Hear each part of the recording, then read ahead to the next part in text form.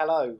If you have a Salon team already, I know you'll have asked yourself this question at some stage: when is the right time to start recruiting your next member of the team?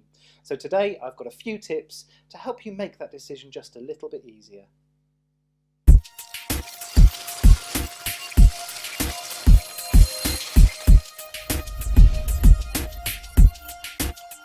Welcome, my name is Phil Jackson. I'm the founder of Build Your Salon, and I've made it my life's work to help you with the skills you need to master to build the salon business you deserve.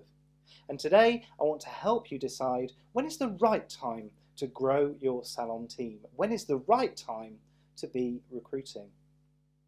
First of all, this has to go back to your goal setting. If you haven't got clear goals around what you want your salon to be achieving this year and over the next 5 years, that is the very first place to start. I can't cover all of that in this video. I've done plenty of videos and work on goal setting. Please have a look through the channel and see what you can find there. Assuming you've got your goals though, that has to dictate the size of the team that you need.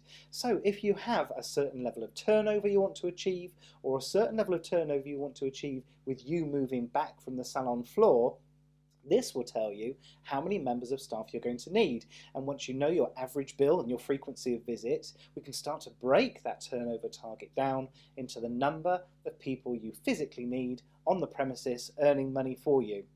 So that gives us a kind of overall target of where we want to be. Obviously those goals are going to be influenced by what it is that you want. So if you want to start stepping back from the salon floor, carrying out less services yourself, you're going to need to replace yourself with a member of staff or two.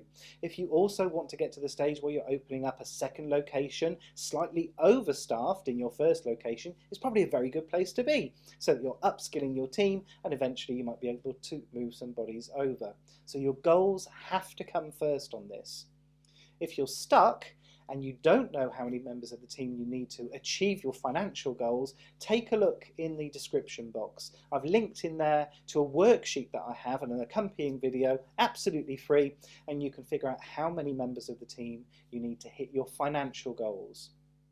Secondly, when people ask me when is the good time to recruit, I always say, right now. We have a process in my salon, a continual process of recruitment. So even though we don't have big recruitment campaigns where we're pushing lots of ads out to try and get new members of the team, I always have my ears open. We always make sure that a certain number of our social media posts highlight the fact that the salon is a lovely place to work and we invest lots in our staff and our training, and look how well everybody gets on, and some social stuff. So we're kind of doing that background noise on the recruitment scene all the time. I'm always happy to interview potential members of the team, even if we have no obvious vacancy. I do not believe that if the right person came through the door with exactly the skills that you look for, exactly the right attitude for your salon, and a clientele that they were bringing with them, I do not believe that you could not find room for them. So always keeping your ears open is a really good place to be.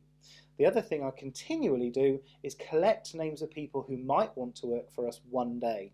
So for example, if we do some recruitment advertising and we do a batch of interviews, there may be people who just aren't right for you right now. I always make a note of their name and number and sketch down a few details, and I always ask them for permission to contact them in the future.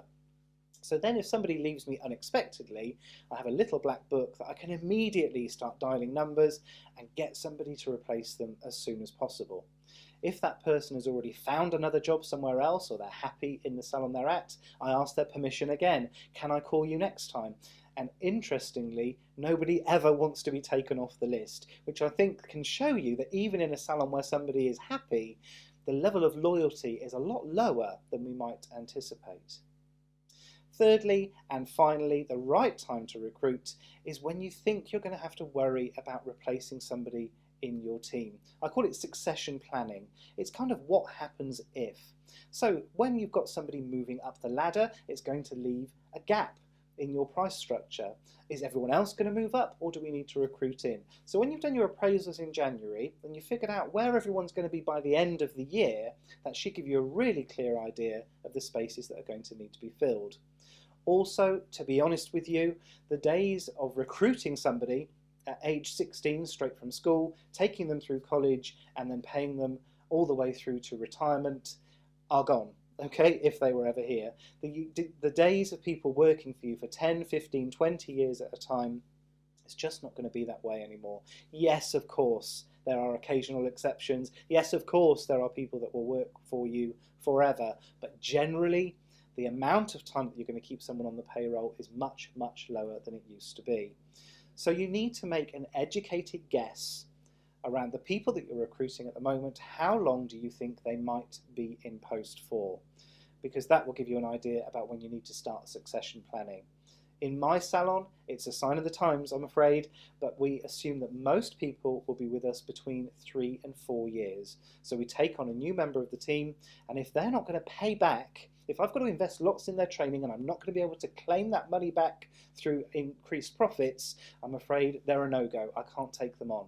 Yes, of course, we have team members who have been with us a lot longer, and I would love it if everybody stayed for 5, 10, 15 years, but we make the financial assumption that you're going to be with us between 3 and 4 years. That helps with my succession planning, helps me get my schedule together for when we're going to need to push that little bit harder on recruitment. I hope that's been useful to you. If it has, don't forget to subscribe. I do a broadcast like this every single week, always on a different topic, and I would hate you to miss out on the content that I'm sharing. If you've already subscribed, I will see you next week. Take care.